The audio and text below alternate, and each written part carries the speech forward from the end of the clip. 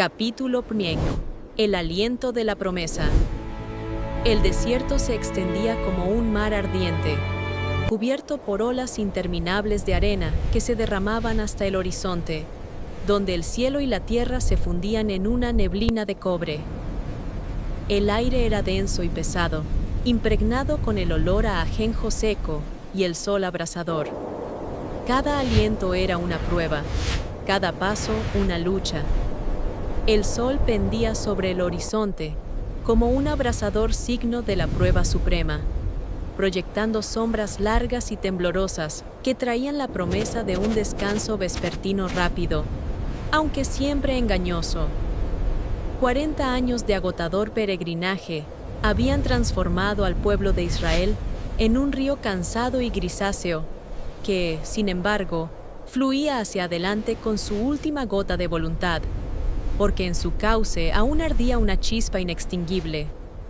Por delante esperaba Canaán, la tierra que el mismísimo Elohim, el Señor Todopoderoso, había prometido a sus antepasados. No era simplemente un territorio, era la forma física de la esperanza, un punto metafísico donde se cumpliría todo su destino.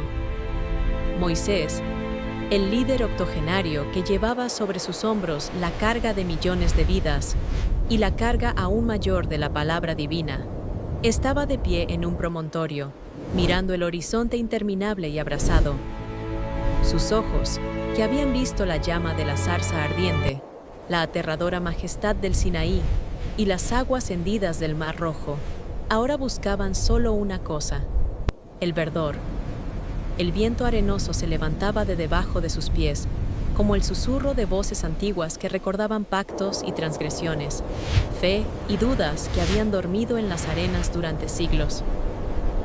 Un poco más, susurró, y esta voz, que una vez detuvo los carros de Faraón, ahora era solo un murmullo fatigado, destinado solo a su propio corazón. Y veremos la tierra que fluye leche y miel, la tierra verdadera, no un espejismo. No obstante, a pesar de su fatiga, su fe era sólida, como el granito del Sinaí. Sabía que sacar al pueblo de Egipto era solo la mitad de la tarea. La verdadera prueba comenzaba ahora. ¿Era un pueblo nacido en la esclavitud digno de entrar en una posesión obtenida únicamente por la gracia de Dios? Fue en este momento de máxima tensión e incertidumbre que resonó la orden que se convirtió en el primer paso hacia la mayor tragedia de su viaje. Envía hombres para que exploren la tierra de Canaán, que les doy a los hijos de Israel. Moisés, según el mandamiento divino, eligió a 12 hombres, uno, el más estimado y de confianza, de cada tribu. Esta fue la cúspide de la confianza.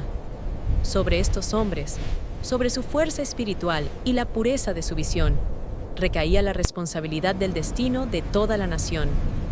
Entre ellos se destacaron 2: Caleb, hijo de Jefone, cuya alma era como el cobre, fuerte e inflexible ante el miedo, y Josué, hijo de Nun, que estaba más cerca de Moisés, un joven cuyos ojos ardían con una fe tan inquebrantable que parecía que ya veía el amanecer sobre las montañas de Canaán.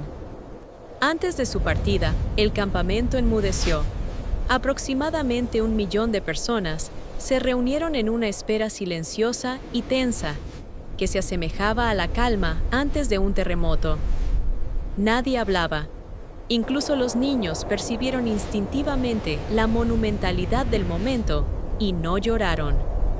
Todos observaban cómo las sombras de los 12 hombres se desvanecían en la calima ardiente del desierto, dirigiéndose hacia la tierra desconocida.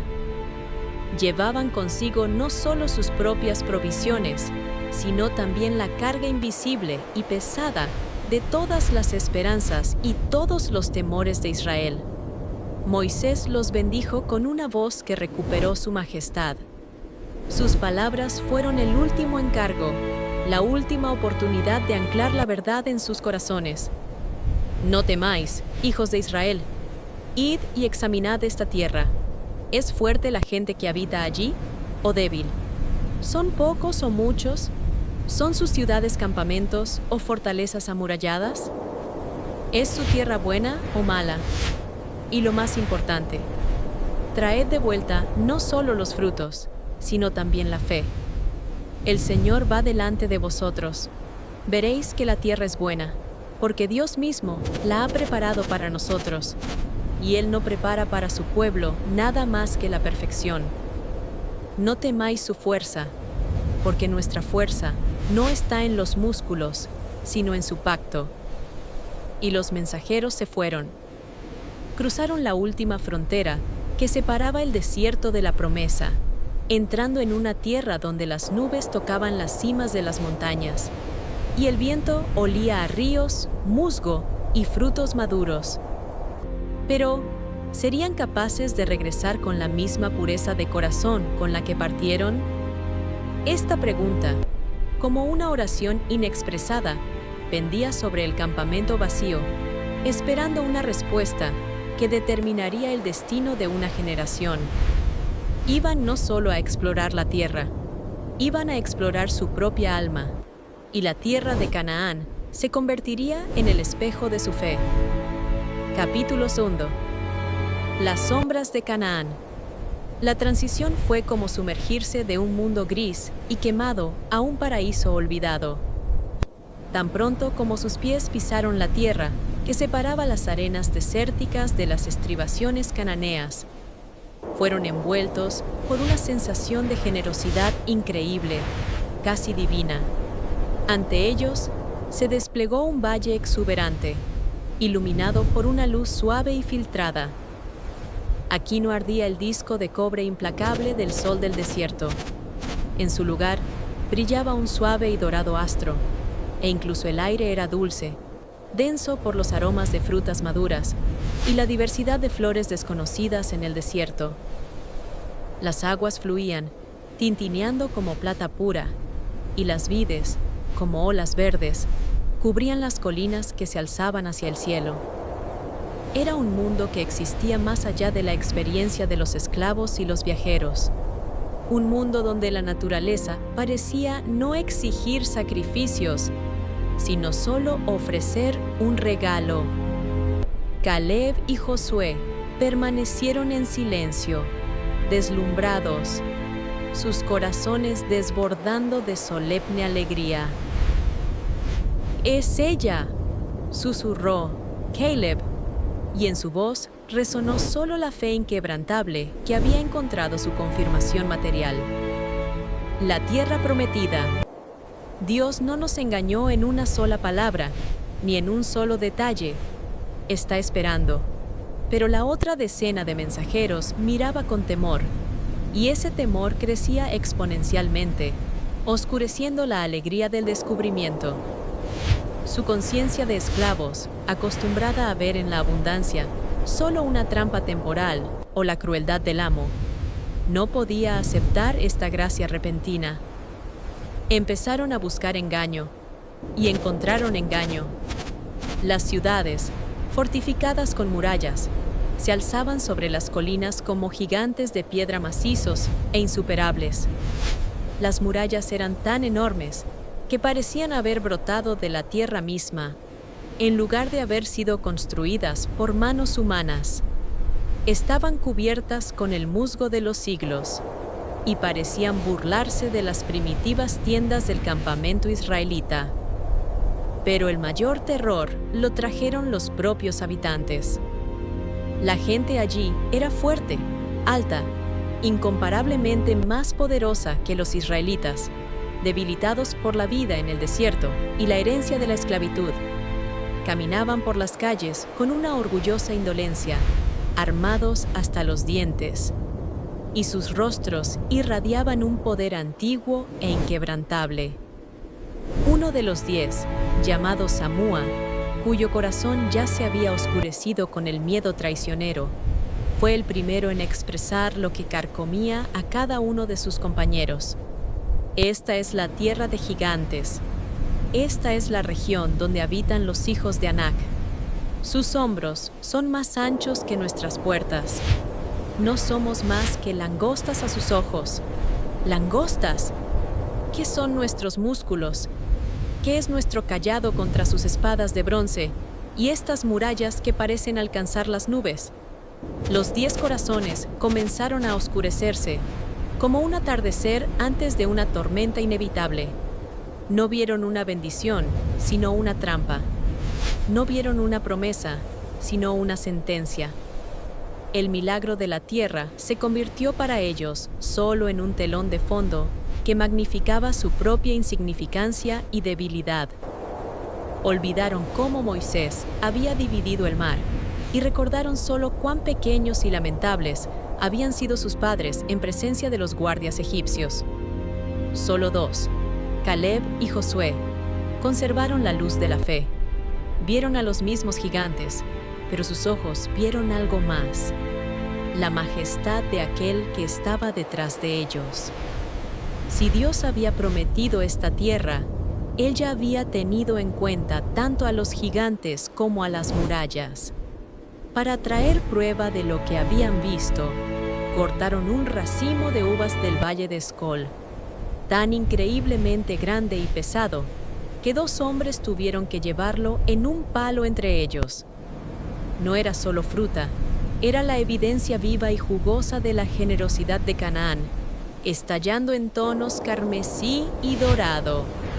También recogieron granadas, cuya piel estaba tensa por el jugo, e higos dulces y pegajosos, para mostrar al pueblo cuán generosa y rica era la tierra. Sin embargo, mientras regresaban, la mirada de los 10 ya albergaba la sombra de la duda, que crecía y ganaba fuerza, absorbiendo la luz de sus ojos como un vampiro. Esto no era simplemente miedo, era un acto de renuncia a la confianza, una traición nacida no en la acción, sino en el momento en que su mirada se fijó en el gigante, no en Dios.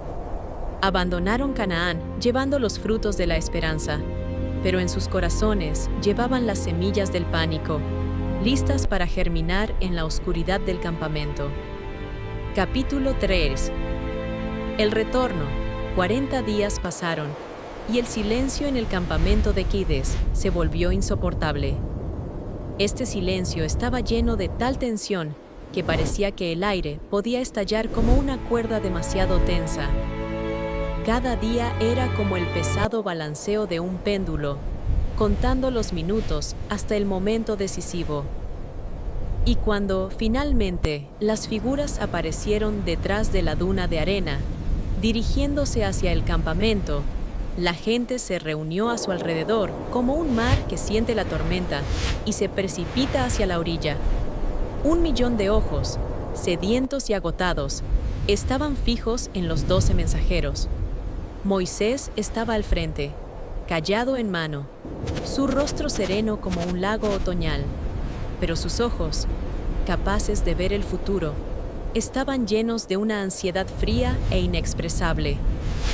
Vio no solo los rostros cansados de los hombres, sino también algo oscuro aferrado a ellos, como el polvo del desierto, una sombra que venía con ellos de Canaán. «Contadnos lo que visteis», dijo Moisés, y su voz, a pesar de la fatiga, resonó como una campana en el tenso silencio. Samúa, uno de los ancianos, habló primero. Comenzó con lo obvio, con la verdad que se suponía que debía tranquilizar. La tierra verdaderamente fluye leche y miel.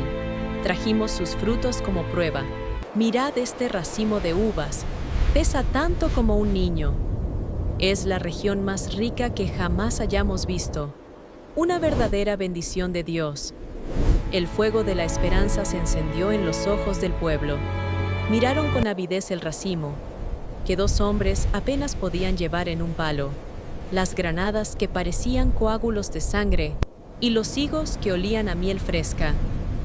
Pero al momento siguiente, el rostro de Samúa se contorsionó y soltó la primera dosis de veneno en la multitud, como una serpiente escondida en la hierba. Pero la gente que vive allí es fuerte. Su fuerza es inhumana. Las ciudades son grandes y fortificadas, con murallas que alcanzan el cielo. Viven en las rocas como águilas rapaces. Y lo más aterrador es que vimos a los hijos de Anak, verdaderos gigantes. Son tan altos que nuestras lanzas no alcanzarán sus cabezas. La multitud zumbó, y este zumbido fue más aterrador que cualquier grito. El miedo, como un viento frío y pegajoso, barrió las filas, arrancando cada migaja de fe de sus corazones. La gente se agarró la cabeza, algunos cayeron de rodillas, y el campamento se convirtió en una arena de locura colectiva. No vieron la majestad de Dios, pero sintieron el peso de un talón gigantesco, listo para aplastarlos. Las palabras de los 10 mensajeros cayeron como una lluvia de piedras, convirtiendo el hecho en pánico y la promesa en una maldición. No podemos ir contra ellos. Seremos como langostas para ellos, como insectos despreciables. Nos aplastarán como polvo. Son más fuertes que los egipcios, porque aquí no hay mar que nos separe, ni nube que nos proteja. ¿Por qué salimos de Egipto?, gritaron. Mejor hubiera sido morir allí, bajo el látigo, pero con saciedad. Mejor hubiera sido morir aquí, en este desierto, que ser humillados y asesinados por gigantes. Pero en medio de este clamor, en medio de este caos de desesperación, se levantó la voz de Caleb, cuyo espíritu no estaba contaminado. Podemos y entraremos en esta tierra. ¿Por qué habéis olvidado tan rápidamente a Dios? ¿No es Él quien derriba murallas y pisotea a los enemigos? El Señor está con nosotros. No los temáis. Ellos son nuestro pan. Su defensa se ha apartado de ellos, porque no conocen a nuestro Dios. Josué se unió a él. Rasgaron sus ropas en señal de profunda y ardiente tristeza y protesta contra esta incredulidad que desgarraba al pueblo. Sus palabras eran una llama, pero los gritos de los 10 eran como un torrente de barro que apagaba esa llama. Los 10 mensajeros hablaron más fuerte. Sus palabras se esparcieron como veneno entre el pueblo, reflejando su propio miedo interno, que ahora presentaban como verdad objetiva. Convencieron a la multitud de que Dios, al parecer, no era lo suficientemente poderoso para enfrentarse a las altas murallas. Y esa noche, la gente lloró. No fueron lágrimas de arrepentimiento, sino lágrimas de incredulidad, amargas e inútiles, que fluían no de un corazón roto, sino de un alma cobarde. No lamentaron su pecado, sino la pérdida de la carne y las cebollas que habían cambiado por una libertad fantasma. Fue una rebelión de lágrimas que, sin embargo, fueron más pesadas que las piedras. Capítulo 4. La noche de la rebelión. La oscuridad que descendió sobre el campamento no fue simplemente la ausencia de luz. Era una oscuridad espesa y física que envolvía el alma, convirtiéndola en un campo para cultivar los peores temores.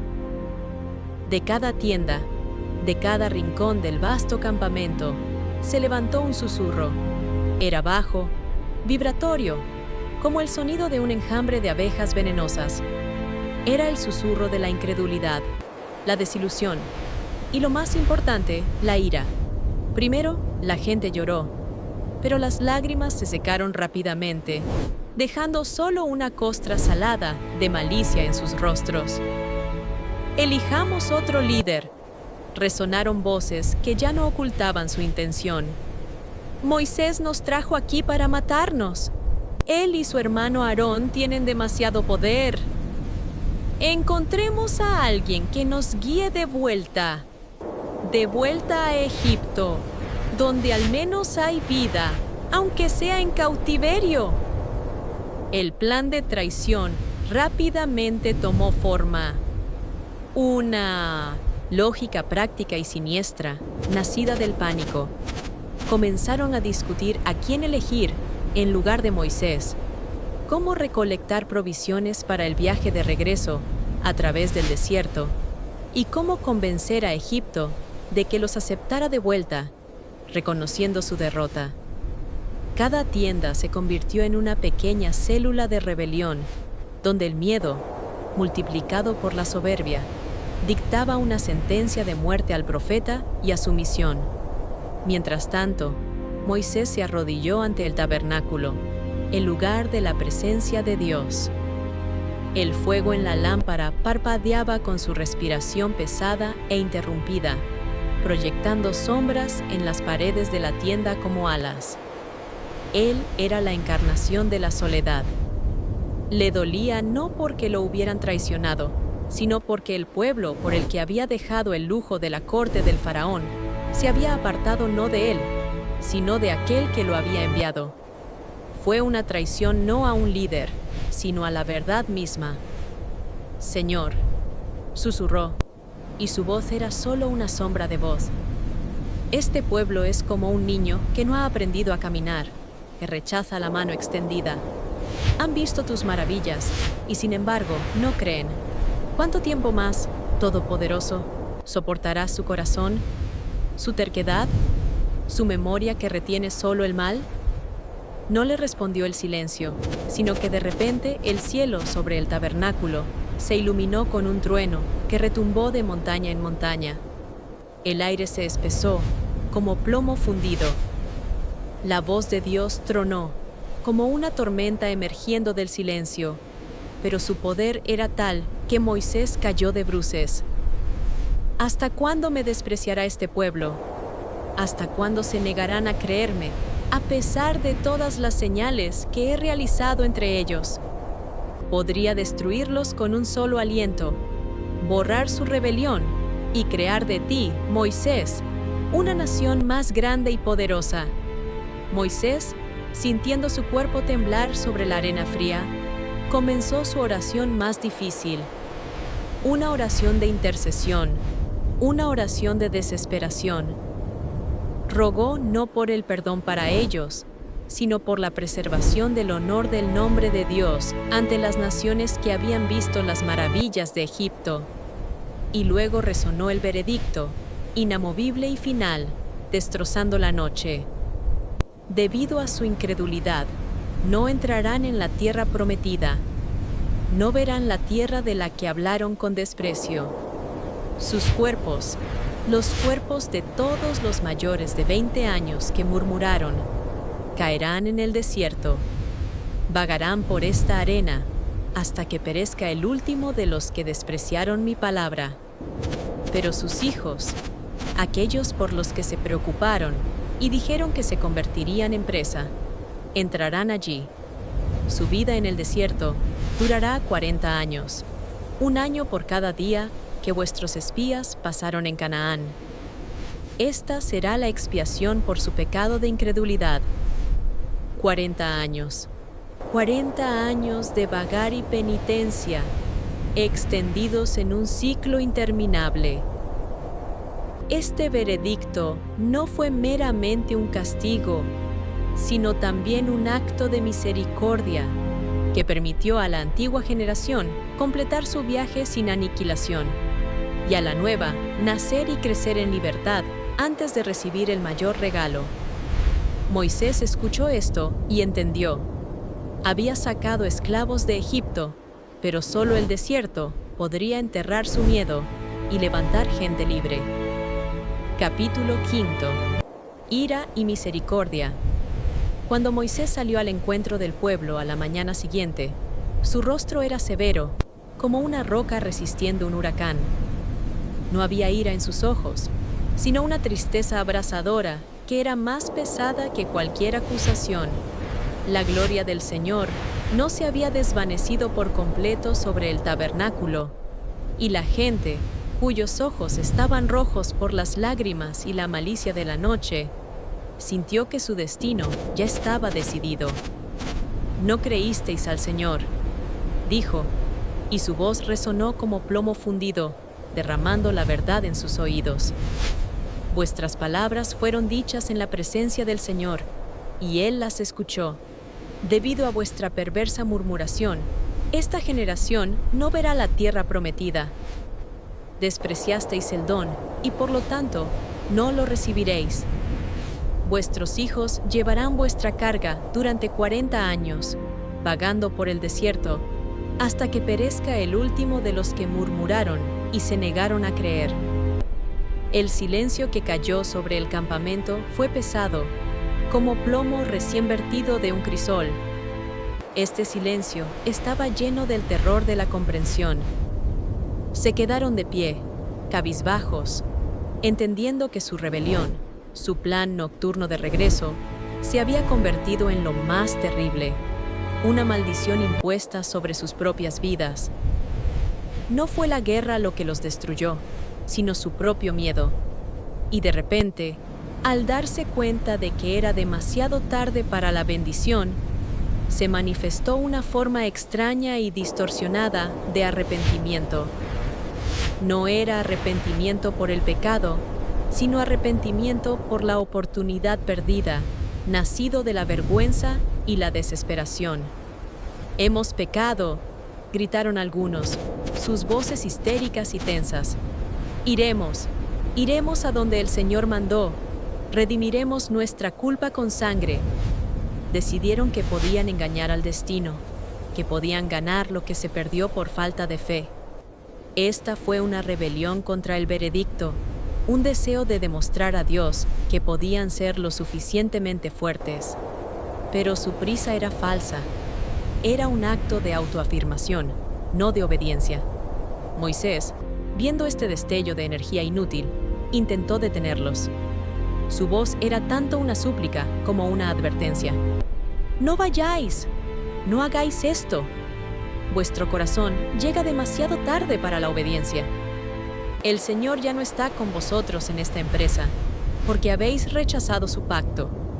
Si vais, solo encontraréis la muerte». Sin embargo, algunos, cegados por la vergüenza, la desgracia y el deseo de demostrar su coraje, no escucharon. Era un grupo de personas desorganizadas, impulsadas por la desesperación. Recogieron sus lanzas y espadas, subieron a las cimas de las montañas que los separaban de la tierra de los amorreos y se lanzaron a la batalla sin la bendición de Dios, sin esperanza de victoria. Fue un acto de suicidio disfrazado de heroísmo. La historia rápidamente escribió su página sangrienta. Los amorreos y los cananeos, enfurecidos por su invasión inesperada, los dispersaron. Un grito se levantó sobre el desierto, pero ya no era el grito de la murmuración, sino el grito de la agonía.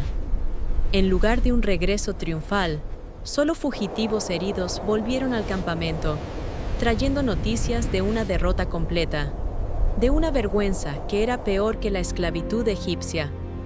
Su sangre fue derramada en vano, solo confirmando la inmutabilidad de la palabra de Dios. Moisés se quedó mirando este caos, y su corazón se desgarró de dolor. Su pueblo pagó un precio doble, por la incredulidad, y luego por una acción no autorizada y apresurada, que fue solo un reflejo distorsionado de la fe. Todo lo que quedó fue el silencio, el largo y eterno silencio de 40 años de penitencia. Capítulo 6. 40 años de soledad. El desierto se convirtió no solo en un lugar de vagar, sino en una prisión gigantesca y viviente, cuyas paredes consistían en un horizonte que se retiraba constantemente. Los días pasaron como granos de arena que se escapan de un puño cerrado. Los años se disolvieron en los vientos cálidos, convirtiéndose en un ciclo interminable y monótono. Esto no fue una aniquilación, sino la lenta descomposición de la esperanza. El castigo no fue la muerte rápida, sino un movimiento estéril, sin sentido y cíclico, que los devolvía cada mañana al lugar del que habían partido. Aquellos que lloraron esa noche, que murmuraron, que recordaban el sabor de las cebollas egipcias y temían a los gigantes, partieron uno por uno a la arena. Sus nombres fueron grabados en marcadores temporales de piedra que fueron rápidamente destruidos por el viento y el tiempo, convirtiéndose en parte de la arena en la que se negaron a creer. Esta fue la tragedia de la generación perdida. Murieron no por la espada o la enfermedad, sino por su propia duda. Eran los prisioneros eternos del desierto que ellos mismos eligieron. Pero mientras la antigua generación declinaba, sus hijos crecieron. Esta fue una generación nacida en libertad, cuyos pulmones nunca habían inhalado el aire fétido de los barracones de esclavos, cuyos ojos nunca habían visto los látigos del faraón. No conocían Egipto, pero conocían el desierto, conocían el tabernáculo y el milagro diario e inmutable del maná. Llevaban la carga de historias sobre una tierra que no habían visto, pero en la que creían, porque esa fe era la única herencia que les quedaba de sus padres. El desierto fue para ellos una escuela de resistencia y dependencia incondicional de Dios. Vieron el maná caer cada mañana, pero para ellos ya no era solo pan, sino prueba de la fidelidad diaria e inquebrantable del Creador. Caleb, hijo de Jefone, y Josué, hijo de Nun, viajaron con esta nueva generación endurecida. Eran monumentos vivientes que habían sobrevivido a las arenas. El tiempo había cubierto sus rostros con pátina y su cabello se había vuelto blanco, pero sus ojos conservaban la misma mirada ardiente que había visto la majestad de Canaán 40 años atrás. No habían olvidado aquel racimo de uvas. No habían olvidado la luz en las cimas de las montañas, que ahora se convirtió en su único horizonte. Eran testigos, no solo de la ira de Dios, sino también de su paciencia. En silencio, enseñaron a la nueva generación que el tiempo es el instrumento de Dios por el cual Él purifica el corazón.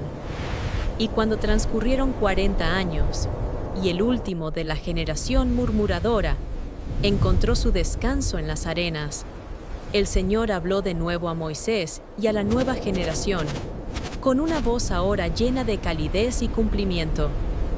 Ahora iréis, porque vuestros corazones han sido limpiados en las arenas, y vuestros ojos han aprendido a mirar no con miedo, sino con fe.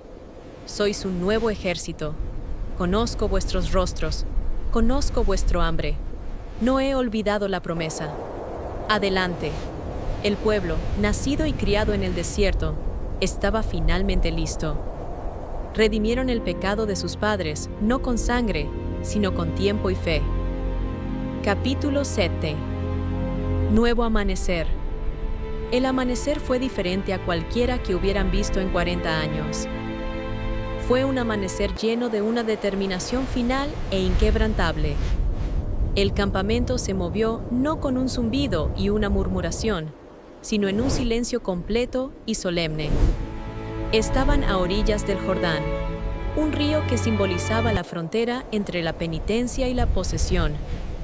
El sol se alzaba sobre el desierto, derramando oro sobre las dunas, pero sus rayos por primera vez llevaban el calor de la esperanza, no de la prueba. Los jóvenes guerreros, endurecidos en escaramuzas y nacidos en la disciplina, sostenían sus lanzas con firme resolución. Las mujeres llevaban a los niños, abrazándolos contra sus pechos, pero no había miedo en sus ojos, porque sabían que eran guiadas por una dirección que no fallaría. Y los ancianos, aquellos que habían sobrevivido 40 años y habían visto la muerte de sus padres, caminaban en silencio, sus ojos llenos de una gratitud profunda y ganada con esfuerzo. Caleb, ahora un anciano de 85 años, miró el horizonte. Allí, en la distancia, estaba la tierra prometida. No un fantasma, no un espejismo, sino una realidad viva y verde. que se encontraba más allá del muro de agua. Recordó ese día, 40 años atrás, cuando su voz fue ahogada por la multitud y el dolor que sintió al ver el rechazo. Finalmente, dijo, y estas palabras fueron como la corona de 40 años de servicio. Hemos llegado. Hemos venido no por la fuerza de nuestros brazos, porque éramos débiles. Hemos venido por la fuerza de la fe, que fue forjada en la paciencia. Nuestro Dios mantiene su palabra. Josué, su compañero, que ahora se había convertido en el nuevo líder, estaba a su lado, preparándose para el último paso decisivo. Sobre él recaía la carga insoportable de Moisés, que ya no estaba entre ellos. Moisés había muerto en el monte Nebo, habiendo mirado la tierra, pero sin entrar en ella. Este fue el último, más magnífico y dramático sacrificio que enfatizó para siempre que nadie, ni siquiera el más grande de los justos, puede entrar en la promesa a través de su propia perfección, sino solo a través de la gracia. El Señor no es uno que olvida, dijo Josué. Él es solo uno que purifica. Solo debemos recordar su camino. Los padres pagaron por la deuda. Nosotros recibimos el regalo por la confianza. Nuestra primera tarea no es tomar, sino creer. El cielo se aclaró y el viento volvió a sonar sobre el desierto. Era el mismo viento que una vez llevó palabras de miedo y ahora llevaba el canto de la esperanza. Por delante estaba el Jordán, que iba a separarse, y las murallas de la fortaleza de Jericó, que iban a caer. Pero el corazón del pueblo estaba listo. Epílogo.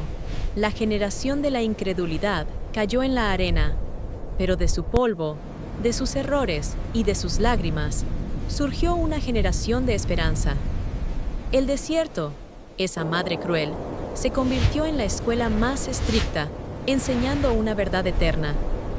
Dios le dio al hombre no solo la tierra, sino también tiempo para que el corazón aprendiera a confiar. Y después de 40 años, Israel entendió: la batalla más grande no es la batalla contra los gigantes, cuyas murallas alcanzan los cielos, sino la batalla contra la propia duda, que es la única muralla real que separa al hombre de su destino. La duda destruye los pactos. La fe construye reinos en su lugar. Y así, a través de la maldición y la redención, a través de la muerte y la resurrección, el pueblo de la promesa finalmente puso un pie en la tierra que los había esperado durante 40 años.